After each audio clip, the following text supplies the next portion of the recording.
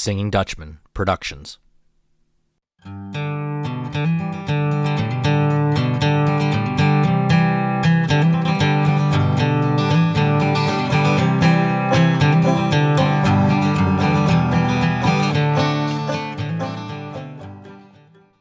Hello and welcome to Doug's Front Porch, a podcast where I get to sit down with friends, old and new, and have honest conversations.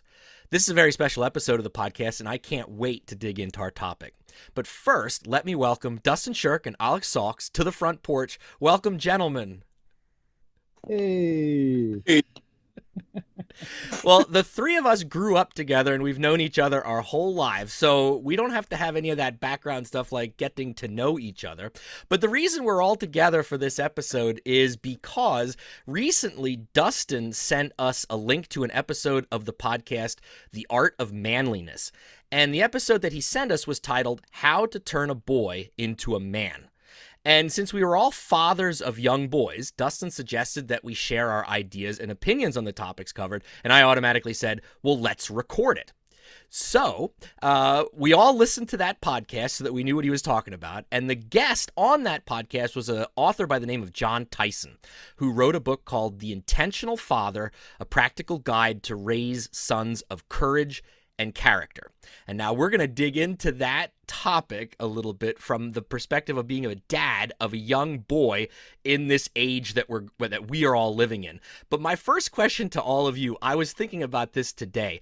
Could you ever imagine our three fathers when they were in our position, you know, dads of us when we were kids, that they would ever have a conversation like we're about to have with their friends? I mean, not one that wouldn't consist of complaining about their kids, at least my brother and I, being knuckleheads we were. How about you, Aleks? Well, I can't imagine that. I don't know where this conversation is going to go. So I don't know how I can answer that question. But do you think, could you ever, Aleks, could you ever think of your dad, knowing him, what he was like when you were a kid, turning to some other dad and saying, hey, how are you raising your son? I mean, like, my dad, I don't think ever would have had that conversation with anybody. I think it's possible. He had a lot of different friends from different angles, backgrounds. So maybe that question might come up. Probably not. There's podcasts at that point. So nothing like this. I think I have way more conversations with him. Like, I think he has more conversations with somebody now that I'm asking him, yeah, I think that's definitely more of a conversation he's having now than he did 40 years ago. Well, before we start talking about, again, us as fathers, I have one other question for both of you guys to answer, and that is, thinking about all these things that we heard about in this podcast that we listened to, how did your father mold you? Was he a strong father? Was he a strong father figure? Was he an intentional father? These are all topics that this Jon brought up in his podcast. You go first, Ox.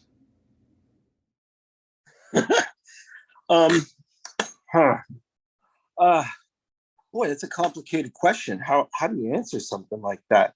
I mean, I'd like to start by saying that currently, and my entire young and current adult life, my father and I have a fantastic relationship. But I do have to say that through my childhood, he was less present than my mother was. He didn't come to sporting events and such. He spent a lot of his time on his own, working on his projects and on like his computer, and trying to design his programming and whatnot. So, and I never had any interest in that. Now, I mean, we did have talks with each other during formative moments or, let's say, benchmarks in my development. Am I getting off course here too much? No, absolutely not. Okay. He used to, he made up spreadsheets for me so that he could illustrate what kind of finances I would be looking at and to try to show me how it all adds up very quickly. yeah, we didn't have like stand in the backyard and throw baseball talk time. I might have gone down in the basement to hang with him sometimes, but uh, yeah, I'll have to think more about that. I'm sorry, I've lost track of the initial question here. It's all right. It's all right. Dustin, what do you think? So I actually asked my dad this today going into this podcast. I was like I had this expectation of talking to him a lot about this over the weekend that I was down there visiting them, but there was too much little kid stuff going on. So he said that, like, I said, did you have like an overlying philosophy with my brother and I, he said, no. He goes, and then he thought about it for a while. And he goes, I just always wanted you to do the right thing. And I was like, okay. I said, what does that mean though? Was there like a standard to that? And he eventually got to where I thought he was going to go with that comment, which was like kind of do unto others sort of thing. Like, you want to be a good person to everybody. I think that was probably the biggest, that was probably like the basis of his fathering, like us just being like good people, good guys. And I think he said in a sort of like joking way, and don't be idiots. So Yeah. Too bad you guys didn't live up to that one though, right? Yeah, we try our best.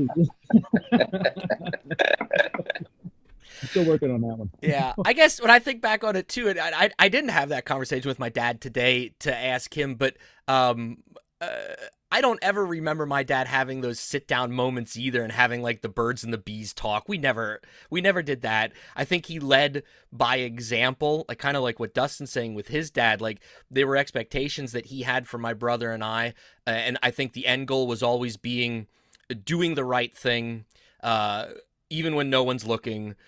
Being a good person,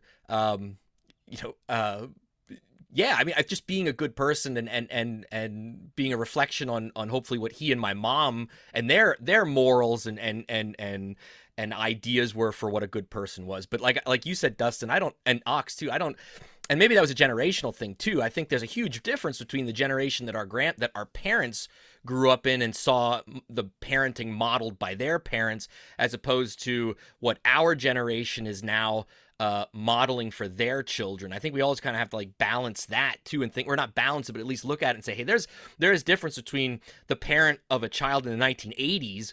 And here's something we're going to talk about in a little bit. But like my parents, our parents never had to deal with cyberbullying of their kids or cell phones or, so parenting now is very different from what it was in the 1980s, so I think there's also those factors at play too. We have no idea how our fathers would have been if they were fathers right now, of young kids. So something else to think about. But anyway, I was just wanted to see what you guys thought about looking back on your own childhood and what kind of, how your dad's either, set that example or, tried to do you. Go ahead. I was just going to ask too, have your dads in the process of your growing up talked about their fathers? Because it seems like the two of you, both of your dads had like a really strong father figure themselves as well. So had that come into any conversation when you guys were growing up? My grandfather was always present. So I know like the bond that I truly believe, and if my father was sitting here with me right now, he wouldn't even hesitate. If I asked my dad who his best friend was, he would say his dad. There's no question in my mind. That's the relationship they had. My dad was an only child too, though, so I think that adds to that. But yeah, I think my dad is the person that he is because of his dad, 100%. 100%. Not discounting my grandmother's influence, but I mean, I think my grandfather played a much heavier hand in my father than my grandmother in that sense. Ox? I think my dad had a fine relationship with his father. We went to see them regularly. They were a huge presence in my life. But my dad growing up was kind of a young child. He already had, his older brother was 7 years older than he was. It was the only sibling in the house, and he was being raised in a household of Latvian immigrants that came here didn't really speak a whole lot of English, and started out relying on the kindness of others. So what I'm getting at is I think that I think he had a great relationship with his family, but I think that there was so much work that his father put into trying to build a life for them, that they didn't have, let's say, the same kind of free time that I try to enjoy with my kids. So, listening to that podcast, there's 4 questions that the author of this book said that he set forth when he was raising his son. And I'm going to let the audience know what they are and then hear what you guys take on this. So, the 4 questions were, he said, I want to answer these questions when I raise my son. What do I want my son to know? What do I want my son to be? What do I want my son to be able to do? And what must I as a father do to create the outcomes to those questions? Now, out of those questions, so what do I want my son to know? What do I want my son to be? Or who do I want my son to be? And what do I want my son to be able to do? Have you guys thought about those 3 questions with your sons? Definitely. I think know and to be able to do, I could probably kind of like piece those together into one category. I really, and this isn't just something that came from my upbringing, as a boy to where I am now, but also in my years as a student in college and to make me the teacher.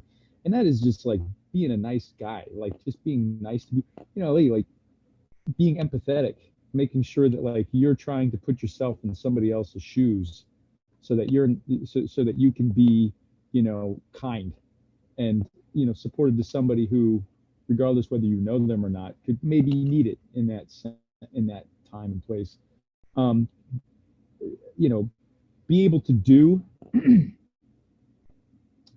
it kind of that's where the big part of the filter starts for me, because it's everything from finances to changing the oil in their car, so like I think for me it's like those things that I want them to be able to do, I have to balance between like like I have a very busy schedule normally 9 months out of the year, and so it's one of those like, okay, I want them to try something, but I want them to have the patience. I want to have the patience for them to mess up so that they can figure out how to problem solve. And I'm not just going like, no, that's not how you do that. You got to do it like this. And that's not the way, what I mean? So I think that's for me, the whole overlying answer to that question is I have to be patient to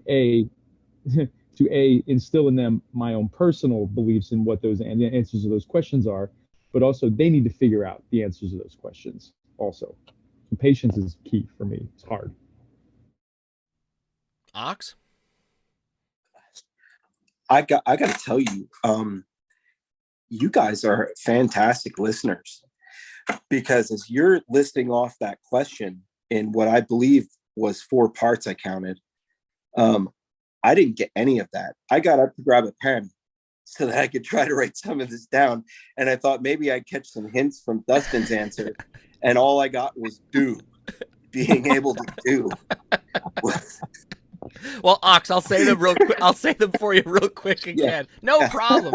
Hey, Dustin and I, we're both high school teachers. We have to repeat ourselves all the time. All the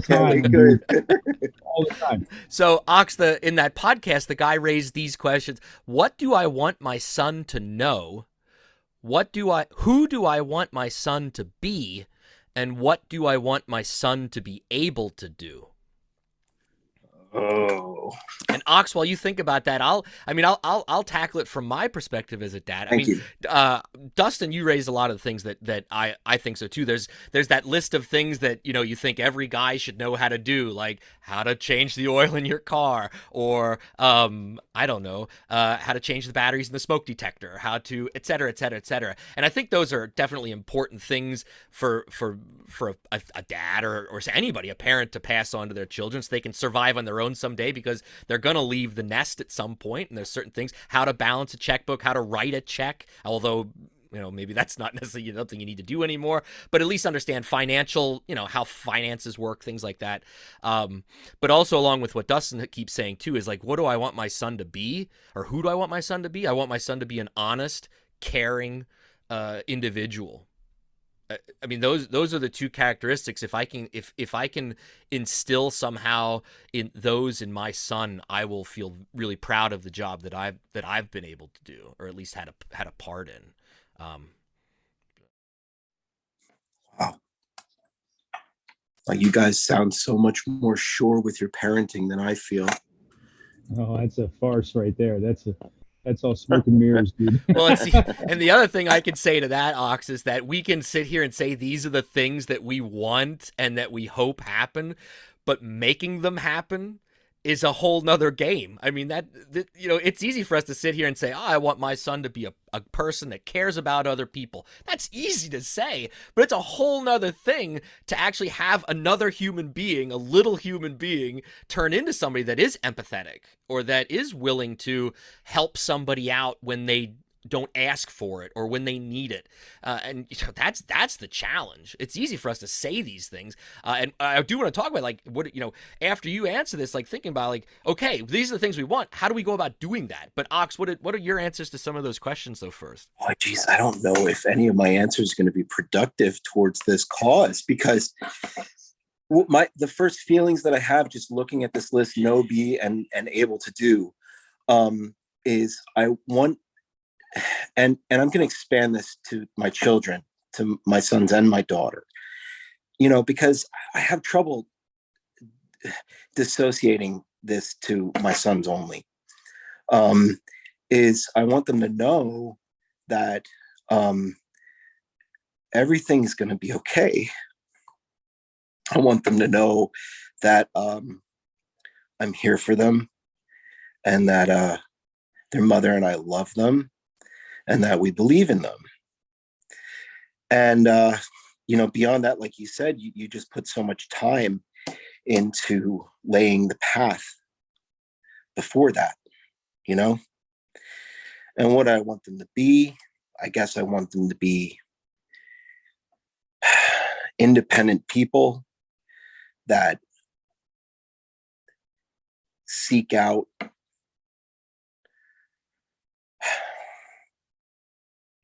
I guess contentment.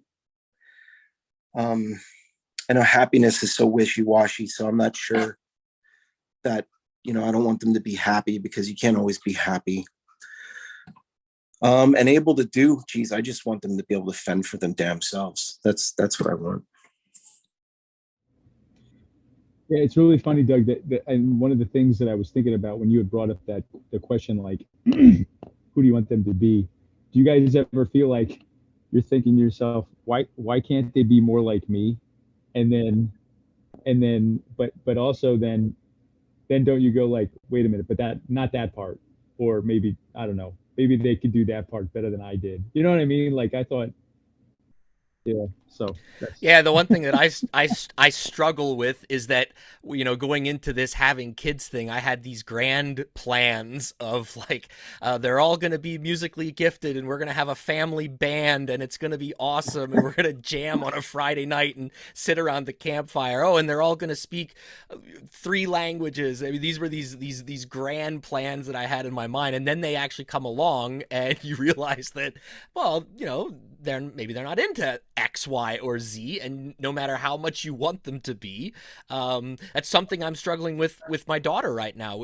She's been taking violin for a couple years, and it's something that I really wanted her to do. And at first, she really did enjoy it, but the spark isn't there like it used to be. And we've had recent conversations where she's considering giving it up, and they've been tough conversations for me to have because I don't want her to give it up. Kind of talking about this is what I want them to be, and those are difficult conversations. I mean, that's an easy, oh, it's just a musical instrument, Doug, what's a big deal? These could be like really big, deep, tough topics to talk about. But it goes back to what you're saying, Dustin, that we think like, I want this, and this for my child, but sometimes the child says, well, maybe I don't want this or that, right?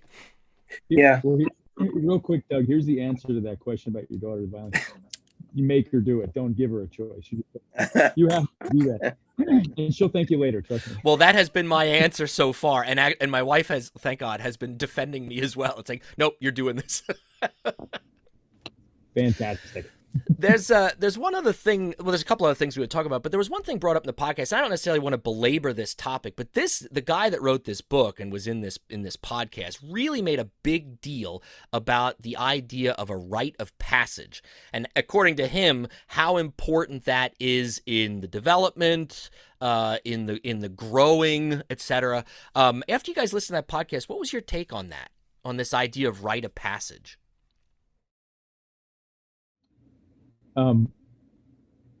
So I thought that his process through the whole thing was phenomenal. And for the listeners who haven't read this book or heard the podcast, which I highly recommend you do, regardless whether or not you agree with him or not afterwards.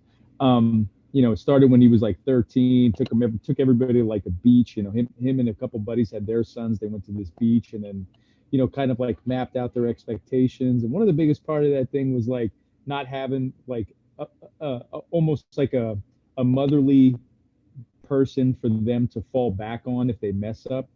So like their wives had to be on board with that kind of thing. And then they kind of like ran into the ocean. And then this list of stuff that kind of progressed through ages 13 to 18 and stuff like that. I was trying to think of not a rite of passage that I was going to instill into my sons or daughters for that matter, but what was mine. And honestly, like, I don't think I had mine until I was like in my 30s when I went through my divorce. Like, I'm pretty sure that was my rite of passage. Like that was for me.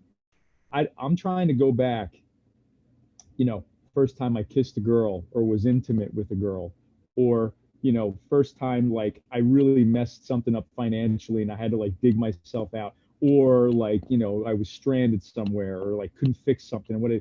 None of those compared at all to digging myself out of that emotional, financial situation that I went through. And I know that the two of you have gone through that as well. And so I don't know if you guys can relate to that or if you guys have a different thing. But for me, as far as that rite of passage, I thought it was fascinating. This guy had it all mapped out. But if you listen to, and this is why I brought it up before, his father was not a great father figure, I guess. The dude didn't have a really great father figure in his life. So, that's going to make things different. But anyway, for me, that was mine. I have no idea what mine would be for my kids. I have no idea. It wouldn't be that. But other than the conversation, I like the conversation he was having. But, that was, for me anyway, that's what that had been. I have no idea what my rite of passage would be for my sons. Aleks, do you have any idea what yours would be if you had to come up with something? In an ideal world, they would look at me with bright, shining, intent eyes while I talk to them about the things I know about, not that I'm an expert, but the things that I do know about surviving and living in the woods and what you can eat and what you can build and whatnot. And give them like a Bowie knife and strip them of their clothes aside from the underwear and set them free in the woods and pick them up in a week. Yeah, I think that would be and then you would celebrate it when they survived, right? And you would have this like, because I think he also makes a point of like, yeah, I think he makes this point of like these rites of passages also were a sort of like a ritual, and ritual is important, I think, for a lot of humans because it's, and tradition, things like that. And I mean, this is me putting my old grumpy man hat on, but the society that we're living in right now, I don't think does that as much as it used to. I'll just, for example, for me, I grew up in a religious household, not like evangelical Bible thumpers, but we went to church, and in the Lutheran faith that I grew up in, there were rites of passage. Baptism, but I mean, I was a baby, so I don't remember that. But then at 13, 14, I got confirmed. And that was a formal process where I was, had my first communion. You had people came. It was a big deal. That was a rite of passage for me. At least that one was. And I was sharing this with Dustin in a text message the other day. For those of you that don't live in Pennsylvania, where we all live, hunting is a huge deal for a lot of Pennsylvanians. And when we were growing up, you could not go hunting until you were 12. And that was a rite of passage too. So when I was 12, I went through hunter safety course, and I got to shoot the gun, in the woods for the first time with my father and my grandfather. There was that rite of passage there, like not necessarily you are now a man because now you've gone hunting. And that was never like impressed upon me. But the fact was that was something that I had to wait for and then was able to do an experience. And nowadays, even that tradition has kind of been stripped, because in Pennsylvania, and we're not going to argue the value of this, but that 12-year-old thing has been thrown out the window. Now little kids can go hunting as long as they're with their dad or with an adult. So even there was one kind of like rite of passage of growing up that was taken away. I was also thinking, I don't know, maybe getting a driver's license. Is that a rite of passage? It gives you independence for the first time. It gives you a huge amount of responsibility by, operating the car and making sure it's not running out of gas, et cetera, et cetera. But beyond those things, Well, so I was going to say, so what, like, one of the things that this guy he started with the end game. He started with the end question. What do I want my kids to know? So, like, even with the rite of passage, what would be the point? Like, what do you want them to gain from that?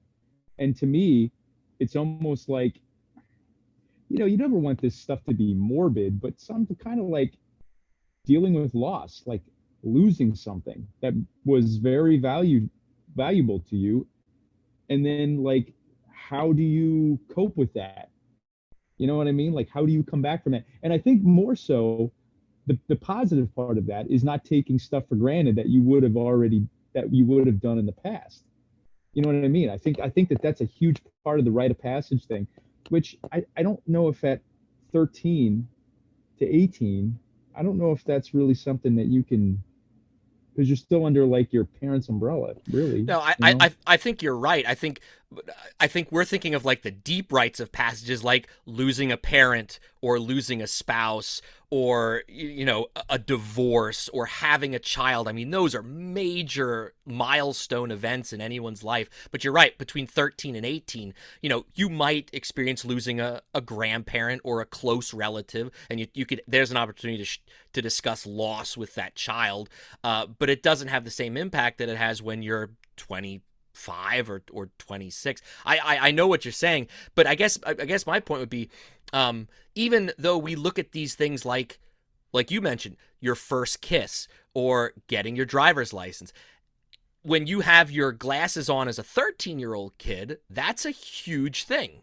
So, I know it was a huge thing for me just trying to get that first kiss, you know what I mean? So looking back on little Doug, we look at it now through the lens of 40-year-olds like we are and say, well, first kiss, come on, it's a big deal. It probably wasn't even all that good.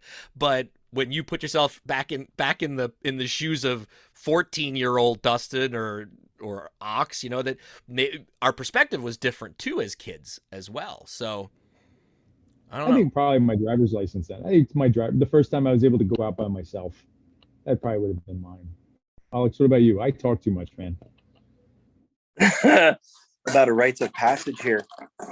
I don't know. I've never thought of it. I listened to this guy talking in the podcast, and I was just so put aback by how centered and well thought that this guy was.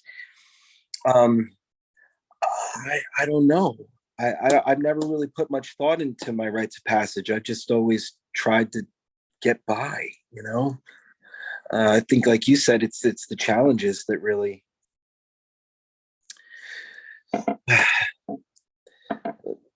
I can't say that as an adolescent, I feel there was ever a point where I felt I overcame anything. I was never proud of myself for anything. So I don't know what I passed through, when you graduate from high school, it's like, okay, great. That that was what it was. You know, you got a license. It's like, okay, now I can get myself around. I think a lot of times those seem like more momentous occasions for, at least from my perspective, for the parents than for the kids. Yeah, you know what though, being a part of both of your lives when we were all 16 and driving around, I feel like that was the most like fun we've had as kids. I have maybe one or two stories with Doug doing that, 1,000 stories with Aleks, driving around and stuff like that. So, yeah, I don't know. You know what? It's those moments. Go ahead. I'm sorry. No, nope, that was it. The independence thing. It was great. It's those moments in our adolescence, in that way, that make me realize now how much more influence you people played on my development than my parents. I mean, they laid foundations for what they expected, and they helped me to understand fundamentals. But who I was with you guys was very different from who I was around my parents. And my dad tells a story about one time he actually drove me to a marching band occasion. And I got out of the car. I said, "See you, Dad." And I went running over to the bus. And he said, "I hopped onto the bus and I turned into a person he didn't recognize." He said, if it wasn't for my face, if he were to stand there in a crowd and look at the way that I was portraying myself, he wouldn't recognize me. And so I look at my own kids and I wonder about that kind of thing. And I guess I'll tie this in because the Tyson, when he was talking, was mentioning about how the changes you want to make or the ways that you want to help influence your kids have to be related to a bond that you share with them, right? And what am I trying to say? I don't know that. Well, I guess I know what. I don't know if I know what you're going to say, but I was going to ask this question. This goes exactly what you just said. In fact, the exact same word. As a dad, and if we're talking about our sons or our daughters, how do each of you try to create a bond that your son or daughter can always come to you and ask the tough questions? How, I mean, if you had to stand up in front of a room of new parents and you were giving the lecture that day, in your mind, how do you guys try to do that? You first, buddy. Yeah. Listening to this podcast is really just in the day here had me looking at myself and reevaluating things. I'm not sure if I could give any advice to people about bonding and whatnot. I really don't. Yeah, we're rough on our kids. We've always been. We've always let them know exactly what we want from them, but simultaneously, we just try to be there when they need us. And we throw "I love you" around, like it's water. Not to say that that's meaningless, because it's not. But I think if my kids know that we care and love for them, love them, that we have this deep desire for their best interest, it's been in the dichotomy between trying to force them into certain behavior or correcting behavior we don't like, and balancing that with an unconditional support when they need it. Mm-hmm. God, I don't know if I'm the best example. Well, you know what, dude, you come up with a really good point because and here's the thing that I think the three of us, I know for me, I can't imagine that the two of you don't go through this, where you don't lay your head at night, on the pillow at night and go, "Am I doing this right?" Oh, oh yeah, Yeah, right. and I think the people who are going like, "Oh yeah, I got this in the bag," there's like, this is not the I got this in the bag kind of gig. So, but as far as creating a bond, I try to do it with my son Brad through music, and my stepson Anderson and Brad through just playing catch, and they only started to kind of understand this. I used to play catch with my dad as a kid, and all we did was just throw the ball. We did it for like an hour and a half. We just threw the football, baseball back and forth.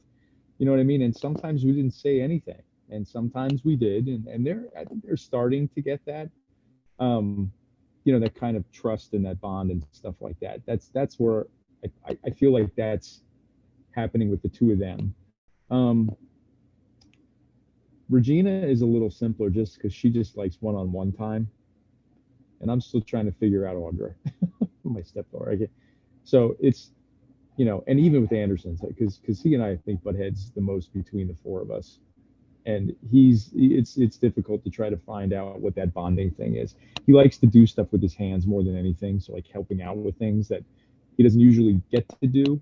But it's like Alex said, like gaining that trust, and then being able for them to come to you and say, "I'm having this problem. What do I do?" I honestly felt like I had that with my father, um, big time, where I came to him with a couple of real heavy situations when I was in high school, and I was able to ask him questions that I don't know that most sons were able to ask their father getting getting some business on the side. He was very upfront and you know problem solve like with these issues. So yeah. What about you, Doug? Uh, I think if my 20 years of teaching has taught me anything, I think one of the most important things, and I don't do this well with my own kids. I do it better with my students than I do with my own kids. Is just listening, willing to just listen. My patience for my students is really high. My patience at home with my own kids, not as much. We'll just say that. Yep. And Yep. I don't know why that is. It should be the opposite in my mind. It should be the exact opposite, but it isn't. Um, but I think also the one thing that I have learned in regards to that is just listening. They want to tell me about something that I don't care about at all. And I'm talking about my own kids. The latest episode of whatever show they just watched that I don't even know what they're talking about. But you got to act like you are 100% into this TV show. But I also think exactly what Oscar and I think what I do well with Oscar too is what you said, Dustin. We go outside and we play. We go outside and play. Um, and with my daughter, we go outside and we don't necessarily play, but we do other stuff. Her and I do a lot of music together, like you said with your son. But also, she likes to go in the garden with me, and I can pass my knowledge of that on to her. Oscar doesn't care about that much, so I don't push that on him. I'm hoping that through osmosis, maybe he'll pick up that knowledge. But I think there's so much value in just listening, because then you're creating a relationship, you know. And I don't want to make it sound like I'm perfect at this, because I'm not by any stretch. If my wife was here right now, she'd be shaking her head. Sometimes I got it. Sometimes I don't. That's for sure. And I think we're yeah, all in the yeah, mode. Yeah. absolutely. So I Yeah. want to ask the two toughest questions that I thought of for us specifically right now in 2022, being a parent of a young boy or a young man. How, and have you guys thought about this? How are you going to raise your son in the post Me Too movement? And what is your thoughts on the amount and the access that kids have today to porn? Um, so I'll start with the porn question, I guess, first. So I think, and again, luckily I had an atmosphere growing up with my parents. I could be very open sexually, even as a teen, because I was a sexually active teen. Um, I think I could come to them about a lot of stuff and say like, this is happening and I don't understand it. And they could say, okay, this is what you want to do, and blah, blah, blah. So I think with the pornography stuff, I'm not saying like, I'm not saying if they came up to me and was asking about porn that I would necessarily be like, no, you can't watch that. But like they need to know from my perspective. I'm not going to say if, because it's definitely going to be a when with this easy access. Like you guys have to just know this is fantasy. This is not a reality, and you want to find healthy ways to also like, do what you need to do when there's not a partner involved other than just watch this. So, I think as long as I can lead them down that path, you're going to have to, I mean, as far as, well, I'll let Alex answer next. I have to think about the Me Too thing. I haven't even thought of that. That's a great question. Um, I don't know if I personally feel that. Boy, I'm going to dig a hole here. I'm trying to figure how I can say this. Uh,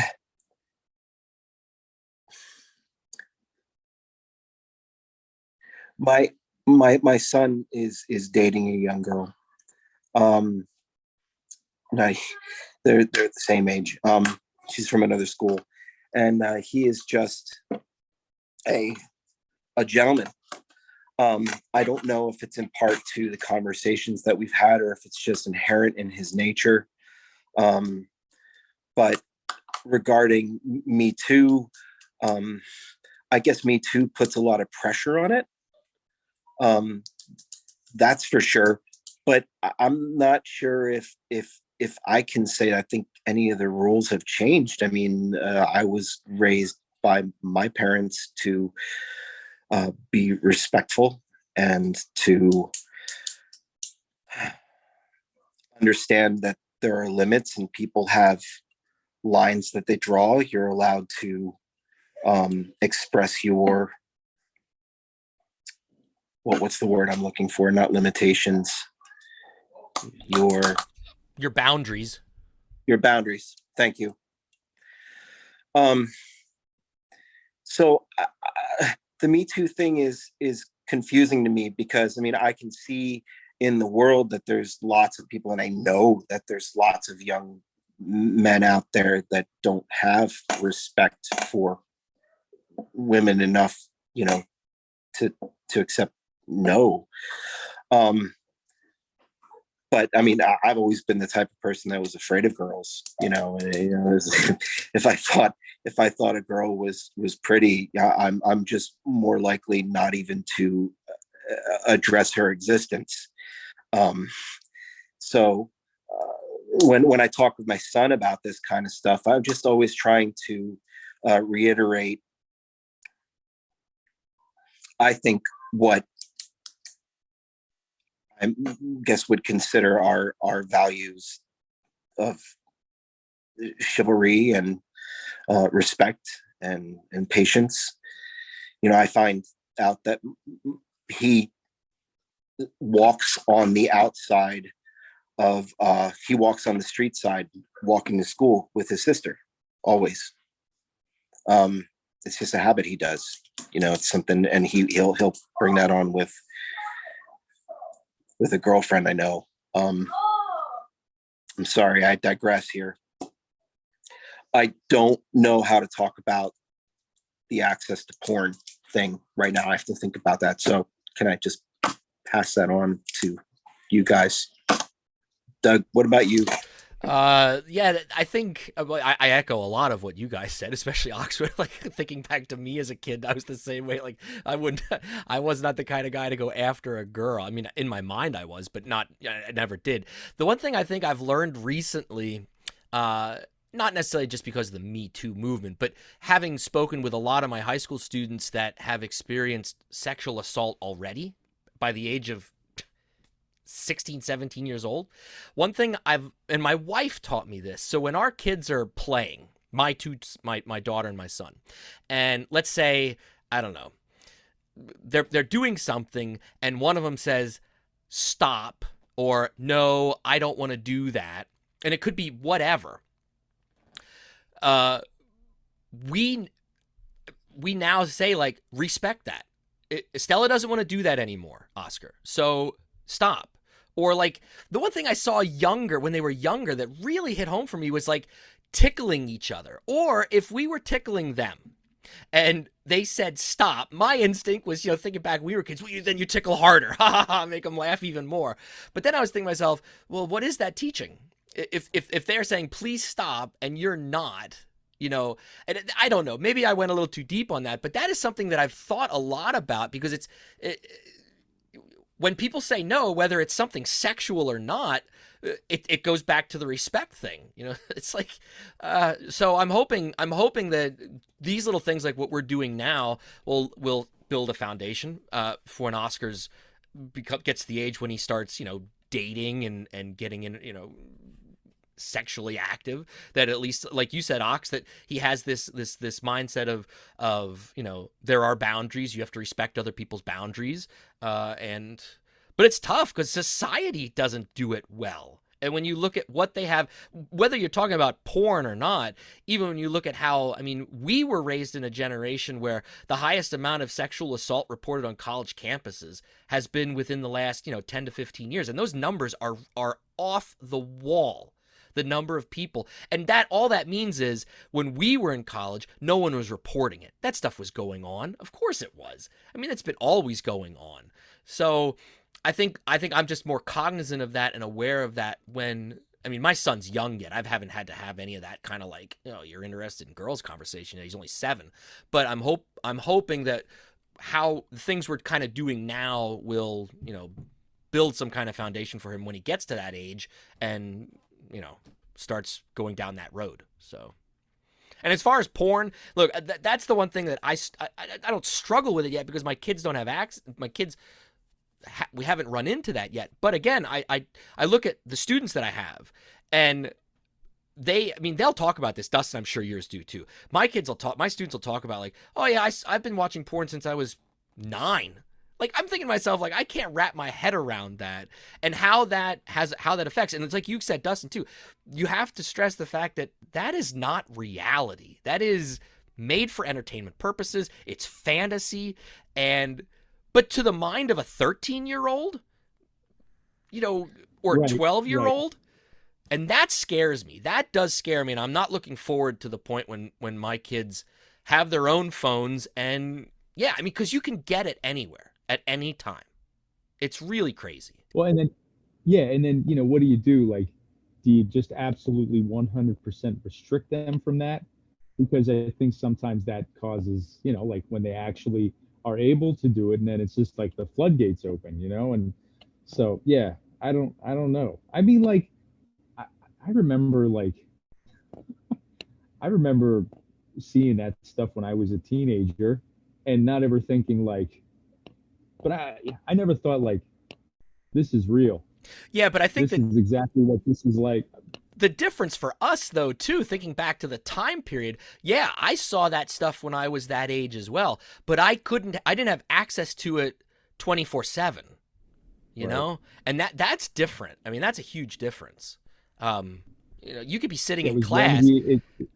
Yeah. You could be sitting in class, pull up your phone. Tape. Yeah, you had one friend that had a VHS tape, or you stayed up late and you tried to look through the squiggly lines on Skinamax. It's like the static. That was seriously, that was my experience anyway. But yeah, I don't know. It's something that I've thought about, and I was just curious what you guys thought from your perspective. Okay. It's crazy stuff. Thinking we were talking about these types of things. Well, we're getting towards the end of the time. And for those of you that listen to the podcast, you know that I close every podcast with 10 quick questions. But I wanted to change that up a little bit. I still got quick questions for you two gentlemen, but they're more geared towards you as a father and a husband. And I want to see your responses to these questions. Are we ready? No. I'm always okay. Dustin will go first. Ox goes second. Here we go. Dustin, cook, clean, or laundry? I do all 3. Jen is so lucky. She is. She's a lucky gal. No, so Jen's a better cook than me. But I do cook. And then as far as laundry goes, the only thing is like Jen does, I'll say more than 50% of the laundry, but I have to fold my own clothes. So that's, I have to do that. When she's folding my clothes, I go, no, no, no, no, no, no, no. Give me those. Give me those. So anyway. Ox, cook, clean, or laundry? Mm. Um, yeah, I love to cook. I really love to cook. I would take that on all the time, but I don't get home as early as Aaliyah does, so she bears the brunt of that, and she hates to cook. Laundry is reserved for the weekends. I try to do as much as that as I can to help out because it's something I can handle. Cleaning, I don't. I have a much higher tolerance for dirt before I think it needs to be cleaned than she does. So, so yeah, that probably works in your favor then, Ox, in that sense. I clean when I think that I should. You know, I notice I'm like, oh man, there's a lot of hairballs around that are, and Aaliyah's not home. I'll surprise her, but that's a rare surprise. It really. Yeah, mine is in order: cook, laundry, clean. I love to cook too. You guys know that, and laundry's never been a big deal for me. I mean, I don't mind doing that, helping out, and cleaning though. I mean, I help clean when we have to, but it's not my favorite out of the three. All right, Ox, you get this one next first. What is one of your favorite things to play with your sons? Well, Andres is 7 years younger than Cayman.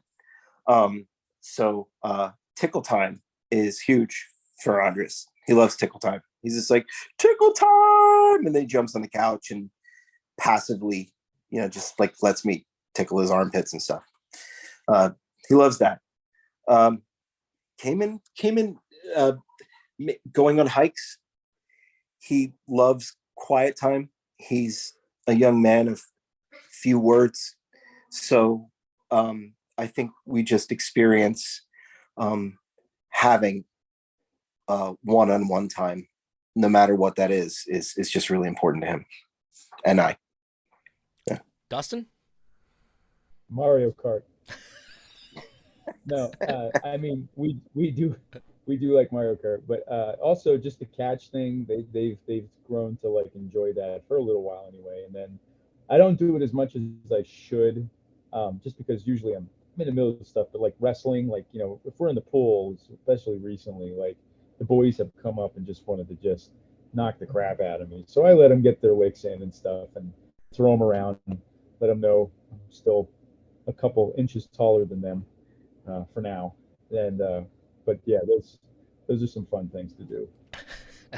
My list. I mean, with my son, it's a lot of things. I mean, he is fun to be around, and he makes me laugh, and he also makes me think. So I like spending time, whether it's walking, like we walk to the post office, and I've posted on this on Facebook, but it's like that's a philosophical opportunity for him to ask the most ridiculous questions, and I don't know where he gets them. But it always is like, this has been an enjoyable walk, but playing as well. I just love playing with him, whether it's basketball or whatever. I mean, anything, soccer, we were playing badminton the other night, and we were both sweating like pigs because of the heat and humidity, but we both were laughing the whole time. So, I mean, it was a joy. It really is a joy.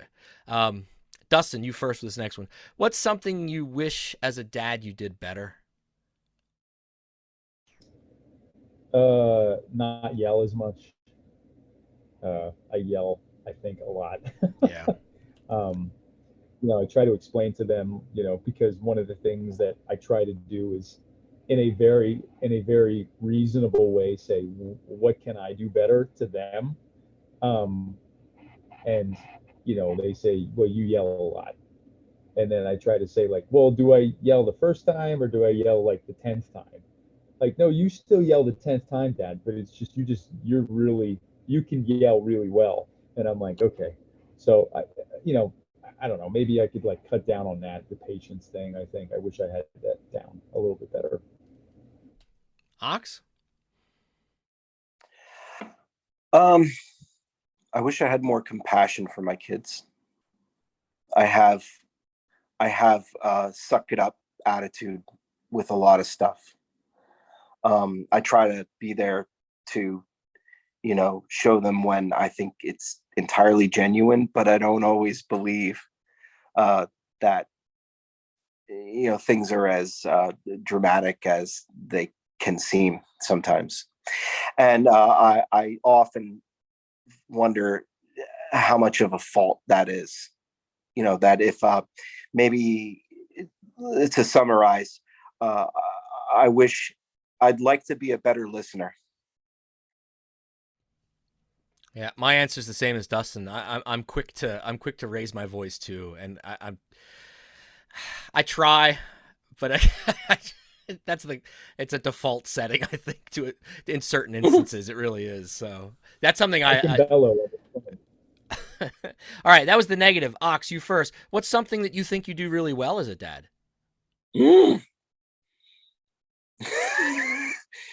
I don't know. Oh my God, I'm so glad you're first and I can think about this. Boy, I don't know. I really don't know. What do I do good as a father? You'd probably be better off asking my kids that question, because I'm not so confident to toot my own horn.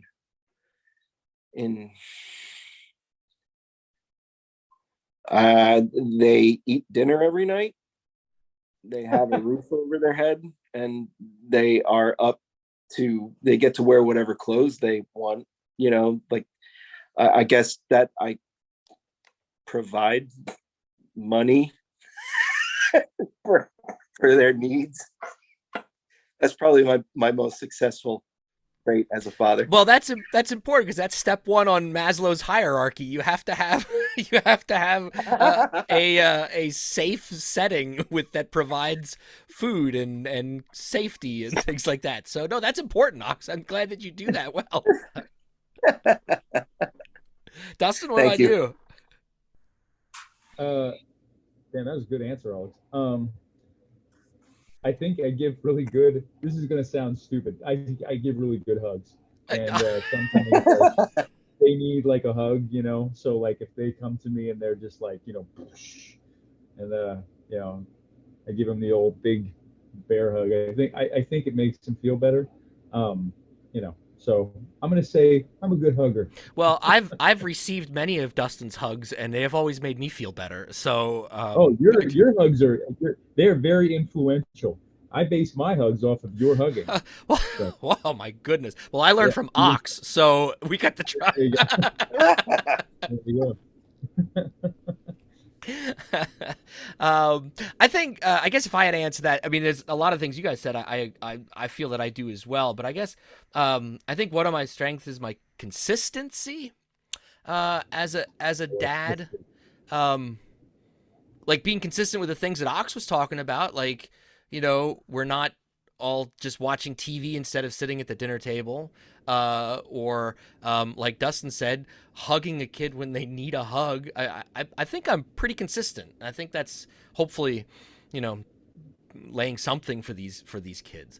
All right, last question. This one might be the toughest, actually. I don't care who goes first, but tell me one thing that your son or sons have taught you.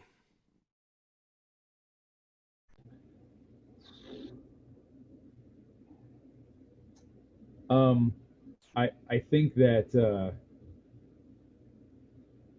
I think I walk around this planet with a fair sense of confidence. Um, you two know me pretty well, and if my wife was sitting right next to me, she would definitely agree with that. That I walk around here with a fair sense of confidence. They humble me to no end. Um, if there's one thing that I have learned from them, is that I always have to go back to the drawing board and be like, oh, whether that's this was good. I could just tweak these one or two things, or I go back there and just crumble the whole damn thing up and go, whoosh, okay, let's start with a whole other thing, because that does not work. So, yeah, they definitely they pull my feet to the ground on a daily basis. So, yeah. Mm-hmm. I'd have to say, 15 years is a pretty long road. We've had some pretty serious ups and downs in our relationship, at least with my older son. And he through him and through our relationship, I think that now, after all this time, I've learned to be a more patient person. I'm not as quick. I try not to be so quick to react as I used to. If I reacted with through my id, now I'm trying to react, thoughtfully, and that just takes a small moment to step back and think before I react. So I'm still learning. I'm still learning that, but I think that's probably the biggest one for me. Again, I'd echo what both you guys said. But I was thinking one thing that my kids are both young, they're 7 and 10, is that they keep teaching me the importance of being young and being childlike, and how you're so good at this. How joyful life can be when you look at life through the lens of a 7-year-old or through a 10-year-old, because they can call out the BS. But they can also see life so clearer than those of us that have walked for 40 years can see it. It's just, and that I'm hoping that they can stay young. Bob Dylan said forever young. And I'm an older parent too. Maybe that has something to do with it. I don't know if I'd give you that answer if I was 20 and had if I was 29 and I had a 7-year-old or something like that, but being a 42-year-old and having a 7-year-old, and just watching how he views the world and how my 10-year-old daughter views the world, and how they interact with people, and they don't have all of the barriers that we've put up. They don't have those. And how, I don't know. I think that's one thing that I try to look through their eyes every once in a while to ground myself too in this walk that we're all on. So I don't know. That was one thing I thought of, but that was a good one, man. Yeah, that was beautiful. Well, I will say this. I have interacted with all of your children, and they are a representation of who the fathers that you are, and they are all wonderful kids. They are respectful. They are nice. They are caring. And I like spending time with them. How many people will say that they like spending time with other people's kids? Not everybody will do that. And I think that's a direct reflection of the fathers that you guys are. And I just want to tip my hat to, it's a tough conversation to have and be reflective of this kind of stuff. But I'm glad that you guys decided, agreed to come on and have this conversation with me and record it, as I think there's a lot of value. I will put a link in the show notes to the podcast that we referenced, The Art of Manliness, and also the book, The Intentional Father, Practical Guide to Raise Sons of Courage and Character. Dustin and Aleks, thank you so much for joining us, and we'll continue to father each other as we move along over the years to come. But thanks again for coming up on the front porch, guys. Thank you, Doug. Yeah. Thank you for listening to Doug's Front Porch, a conversational podcast with your host, Doug Maidenford. If you enjoyed this episode, I'd love for you to subscribe, rate, and give a review on iTunes, Spotify, or wherever you get your podcasts from. 5 stars only, please. Follow along on Facebook, Twitter, and Instagram. Just look for Doug's Front Porch. Also, please feel free to tell all of your friends about the show, and I'll see you all next time on my front porch.